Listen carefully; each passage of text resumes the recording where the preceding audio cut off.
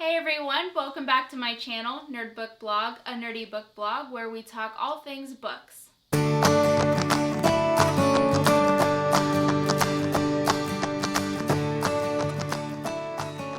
I'm going to be talking about Eleanor and Park by Rainbow Rowell.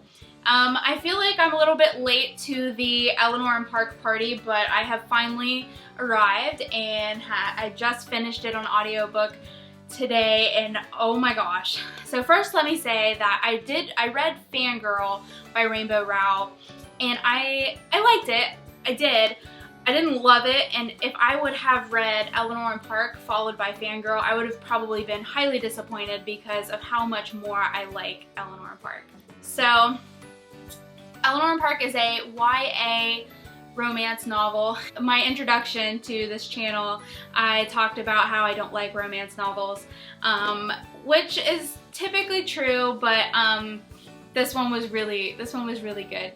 So before I start talking about spoilers, I'll just give a quick overview. Eleanor and Park, clearly a love story. It covers a bunch of different topics, and I'll get into those later, but some heavy topics too, like domestic violence, body image, child abuse, like things that you would not think would be in a YA romance novel.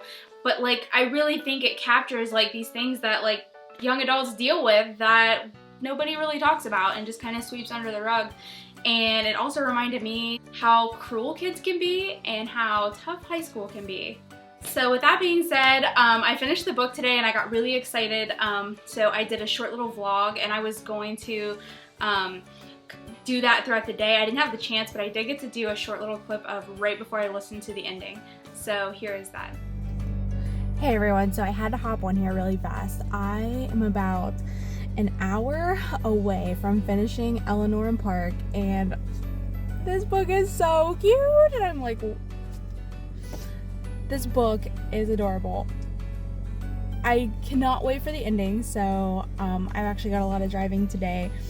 I'm a caseworker for a foster care agency, so I spend a lot of time in the car.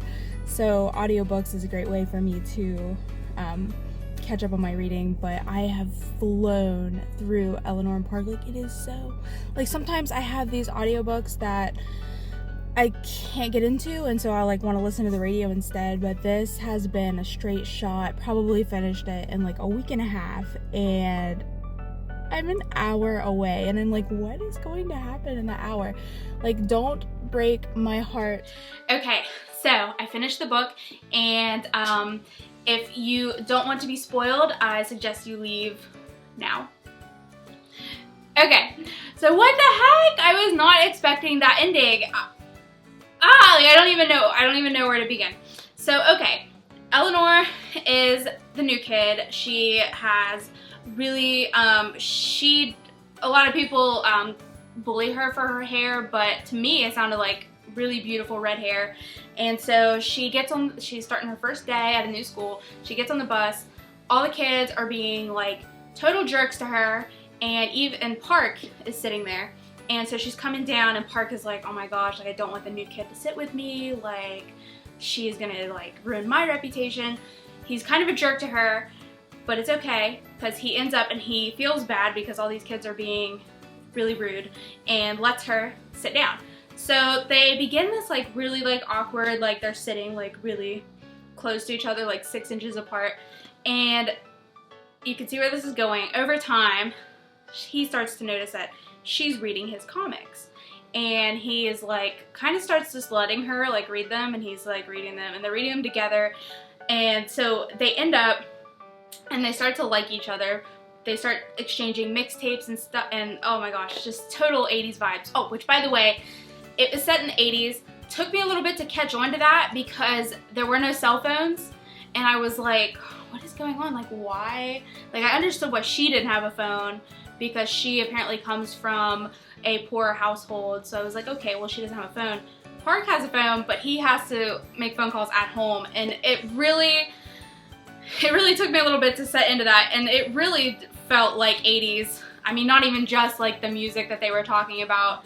Whenever they were going on this trip at the end of the book, and Park's dad is like, well, you're gonna need to take a map. And I was like, do kids, like, what? Like, physically take a map. So, okay. Anyways, so as their relationship develops, like, she is super, like, secretive about herself and her life, and it's just interesting to see that part of her and how she slowly starts to open up to Park, and he becomes like this source of support. So as you slowly start to find out, Eleanor comes from this really like bad situation. So she lives in this, I mean the description's kind of like a rundown house, and she has multiple brothers and sisters, and they're all living in basically their bedroom because they don't have their own bedrooms, they're all sharing. I mean, she talks about having to get up in the middle of the night to go to the bathroom and trying not to step on kids. There's clearly a domestic violence situation happening with the stepdad, who is a total douchebag the entire book, and you never like this guy. He is like that guy. He's a total douche. So anyways, he is obviously abusive to Eleanor's mom. There's just this element of like secrecy, like, and tiptoeing, because we can't make Richie mad because he might freak out and, you know, hit the mom or do something to the kids. But just that element of a totally different life than what Park is living. Like, Park is more of a, I guess you would say, like, middle class. Like, Eleanor describes his home as just being like really put together, and like there's glass like grapes and it smells like potpourri, and she's just like, this is too, like, Park has no idea, and if he knew about my life he wouldn't like me. And also that brings up another point, is Eleanor is very like self-depreciating, which of course, I mean, look at what environment she lives in, but she's very much like just, oh, she bullies herself totally. So she's getting bullied at school and she's bullying herself, so it's just really like, I mean, I can't imagine that internal struggle. Like, that would be, that doesn't feel good. And I feel like a lot of kids probably experience that, especially today. So there's that element of just self-image. So moving forward, Eleanor and Park develop this extremely cute and very romantic relationship, and they're just perfect for each other. So Eleanor and Park developed obviously this cute relationship, and a major like thing of the book is them kind of like keeping their relationship going in the face of all of these things going like against them, basically. So like kids are being jerks to them at school, well, to Eleanor at school. If Eleanor's stepdad finds out about Park, like, he's gonna be a raging lunatic, like he might hurt somebody. So I mean, like, they have got to keep this relationship like so low key. And basically, here's the spoiler, the ending is that Richie finds out about Park, and she makes this connection when she goes into her room and like her stuff is everywhere, that the messages, the bullying like messages that have been on her textbook, like calling her things like a slut and saying really like derogatory, almost like sexualized things, are coming from Richie, her stepdad. So I was like, what? Like, oh, like, what a sicko. Like, I hated this guy before, but now I super freaking hate him. Like, he sucks. So anyway, she's like, oh snap, like, he knows about Park, and she is like, oh my gosh, like, I don't want to lose him. I don't want this guy to, like, I don't know, beat the heck out of me or kill me. So she like takes off, and side note, Tina, who was bullying her like this whole book, is like, yeah, like, get in here, like, and they have this like connection over like crappy stepdads. It's just crazy. And so then Park is like, well, like, I don't know what you do. And so she's like, okay, I have this uncle and I was gonna go there, and like, let's just take me to Minnesota, which is obviously a bit of a drive for both of them. I mean, Eleanor doesn't drive, Park's learning to drive, and Park's dad is super chill with this. He's like, yeah, but you're gonna need that map.